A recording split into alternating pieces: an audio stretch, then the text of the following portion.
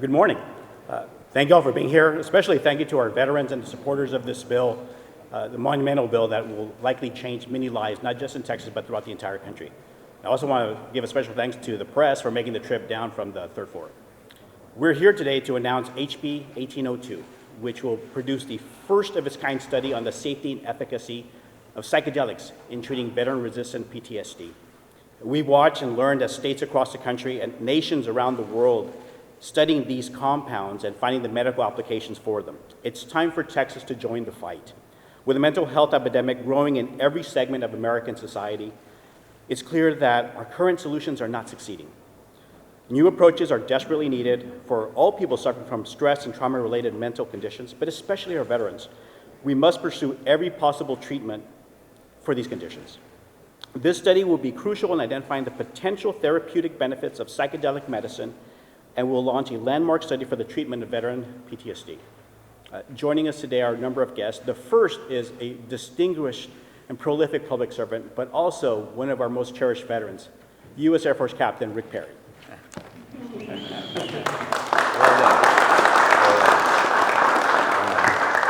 Alex, thank you very much. It's a privilege to be back in this historic building and to get to see the new generation of men and women who are taking Texas forward.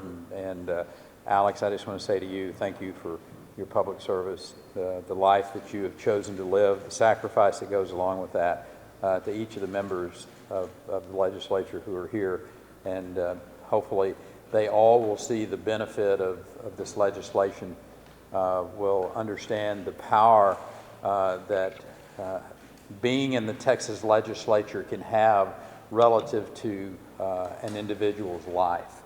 And it became abundantly clear to me some 14 plus years ago as we came into contact in a very intimate way with a then young Navy SEAL, Marcus Luttrell, and his coming to live with Anita and myself, and us seeing the challenges that he had with post-traumatic stress, the opioid addiction that was brought on by trying to mask the impact of the challenges that he had from a mental standpoint. And subsequently, a lot of young veterans we've had the privilege to be able to work with, and a couple of them are here today. As a matter of fact, more than a couple of them are here today that you're going to be able to hear from. And it's really important that you hear from them because it's their story. I'm hopefully a conduit of information that I can talk to the members of the legislature.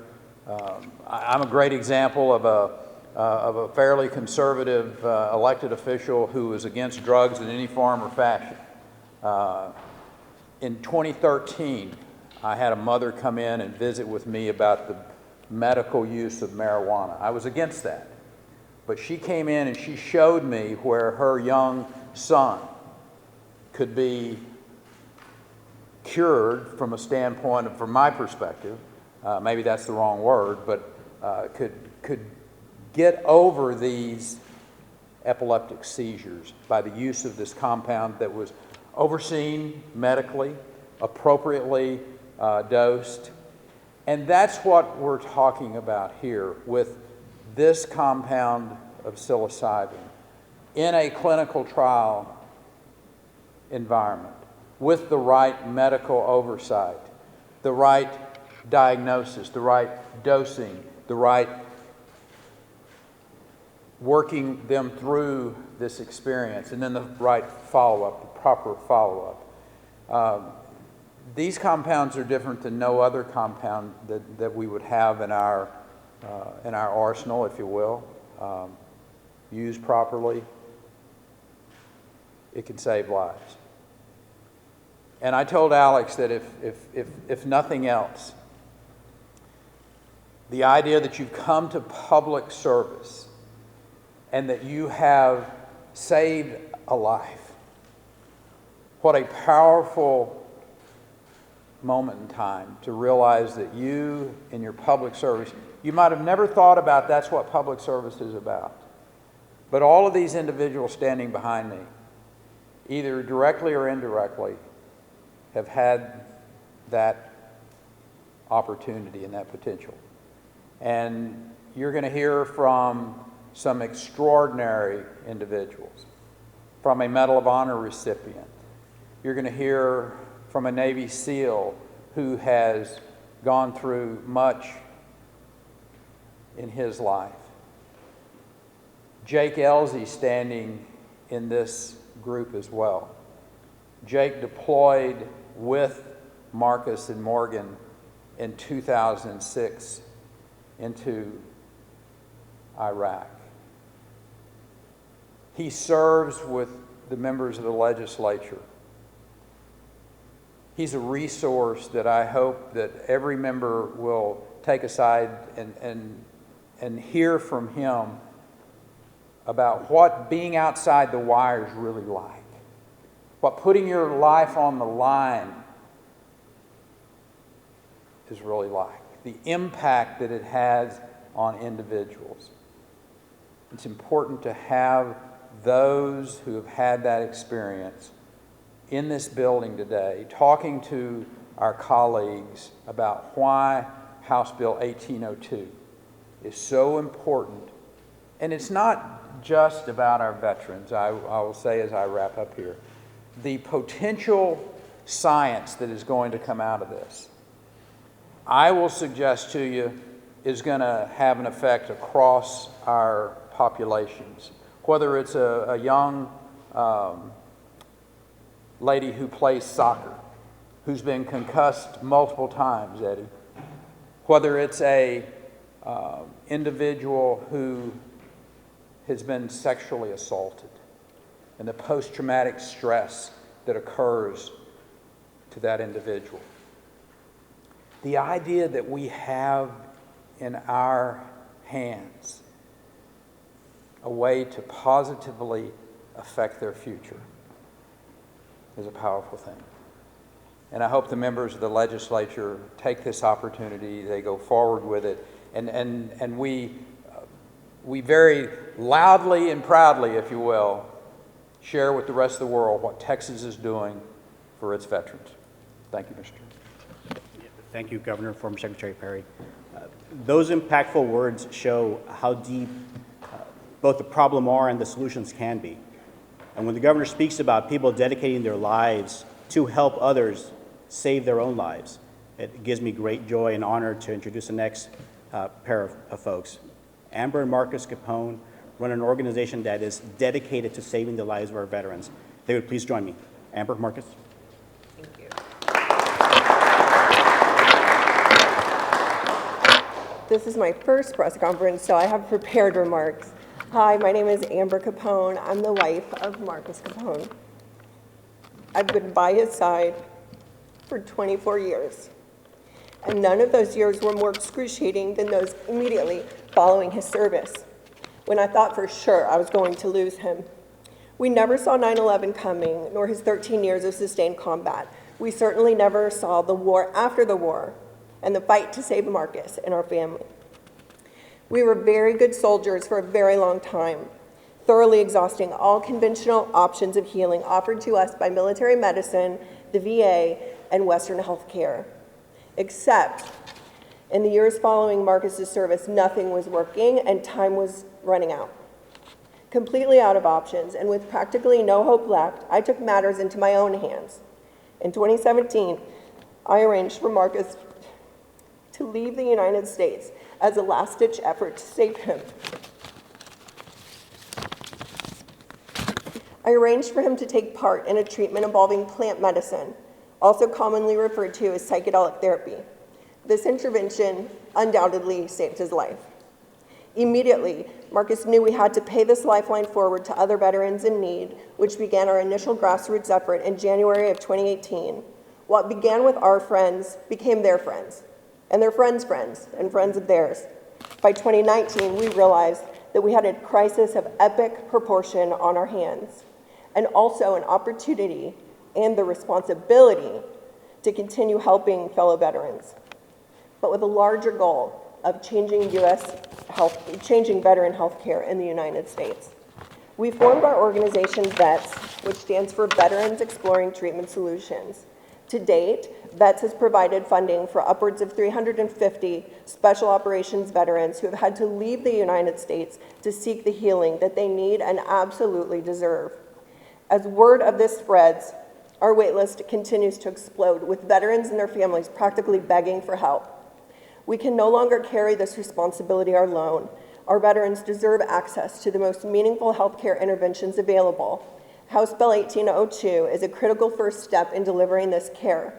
Representative Dominguez, thank you for introducing this incredibly necessary legislation, which will save the lives of countless Texans. Governor Perry, thank you for your constant leadership, admirable bipartisanship, and steadfast support of veteran initiatives. I'd also like to recognize the veterans that are standing behind me, because I know that this is not an easy stage to stand on publicly. I know that we all know, myself included, what's at stake with this crisis that's before us if we say nothing. We feel extreme conviction to stand in the gap, step up, and speak out, regardless of personal cost. Lives are at stake, and a new war is upon us, a war that we can win, a war to save our veterans. As we approach the 20-year anniversary of 9/11 and an unprecedented 2 decades of sustained combat, I'm confident that Texas will lead the way in ending veteran suicide with the passage of this bill, and that Texas will lead the way in allowing our veterans to heal within the borders of the nation that they so bravely chose to defend. Thank you.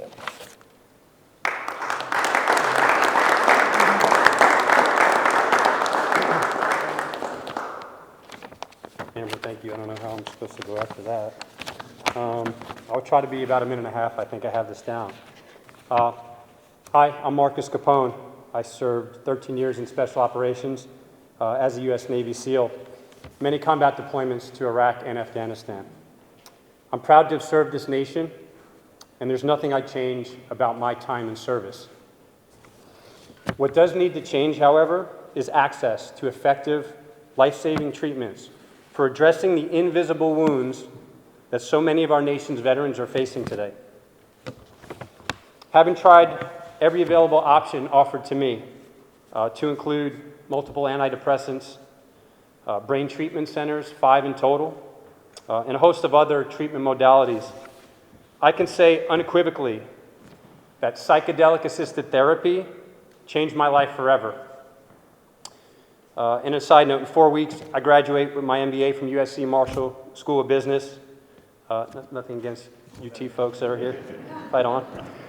Something I couldn't have accomplished prior to this experience. I'm up here now talking. Yes, sir. Over the past 3.5 years, I've seen it save the lives of countless friends, teammates, colleagues, acquaintances. I've seen it work for strangers in close confidence alike. I've seen it work for several veterans with suicide attempts who are now living productive and thriving lives, all from a simple plant that grows from the earth. Psychedelic therapy is the next major breakthrough in mental health care. With too many veteran suicides per day, no one needs or deserves this intervention more than our nation's veterans, and Texas will lead the way. The research is there. These therapies are more effective than any conventional treatment currently available. It's time we reduce the stigma surrounding these misunderstood medicines and accept the fact that they work, period. Thank you, Representative Dominguez, Governor Perry, for your friendship, your leadership, this bipartisan effort, as Amber put it, to do what's right for our Texas veterans. It's time our country come together and unite behind a common sense approach to mental health care. Thank you.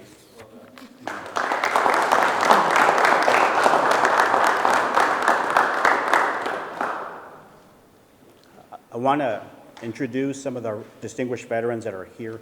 They will be available for some questions in just shortly, and I certainly don't want to put them on the spot, but I would like us to recognize first my fellow House member, Jake Elson. Jake. We also have with us, you just heard from Marcus Capone. We also have Dakota Meyer. Let me try not to butcher your last name. It's Andrew Marr. Marr. I knew we have a representative named Meyer, and it always sticks in my head. And then, of course, Morgan Luttrell. Currently, though, I'd like to draw your attention to the science that's helping back this bill and prove its efficacy. I'd like to introduce Dr. Lynnette Averill, a research psychologist at the Baylor College of Medicine and a leading researcher and voice in the scientific community on PTSD and other stress trauma-related conditions. Doctor? Thank you so much.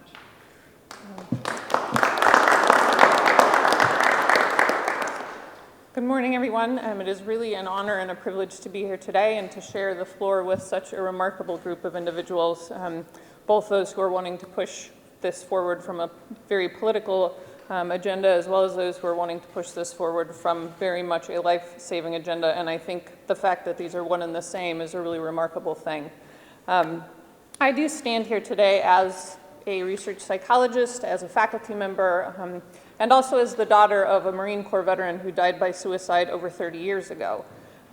In that time, I think as a field, we have made incredible strides in terms of what we know about the effects of stress and trauma, factors of risk and resilience, and that's incredibly helpful. We have made small strides in terms of how we can effectively treat these things, but I think as you have heard today and have heard likely for the past, since the dawn of time, honestly, we have not found effective treatments for these things. The treatments that we have do not work effectively for many, many people. Currently, there are 2 FDA-approved treatments for PTSD, and generally those have been approved for almost 20 years. And across 20 years, very little has happened. There is incredible research happening, I think has been highlighted in terms of psychedelic medicine, and I think this really is the forefront of what the landscape will look like in the future of how we can treat PTSD, how we can treat suicidality, and how we can ultimately save lives. The research about these psychedelic medicines is incredibly promising, happening not only in the United States, but also abroad, suggesting that these work significantly more rapidly than our traditionally available antidepressants. They work significantly more robustly than our traditionally available antidepressants. They are incredibly safe. They generally have relatively low side effects. Though there are concerns with abuse liability and these sorts of things, generally in most all of the research and in clinical anecdotes, when we weigh the risks of the incredible distress people experience, the day-to-day life lost, and the ultimate lives lost, the comparison there really is not a comparison at all.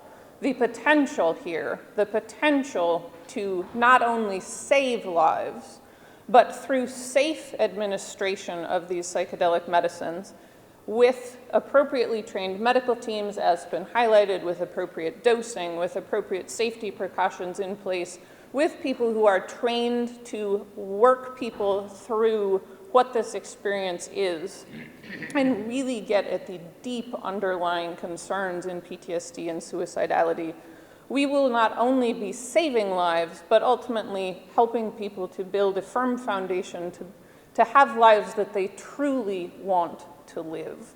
And I think it's incredibly exciting that Representative Dominguez, that Governor Perry, all of the people in this room are really behind this bill, because I think these are not only the hope of veterans in America. I think these medicines are really the hope of millions across the world who have been struggling with these things. Thank you.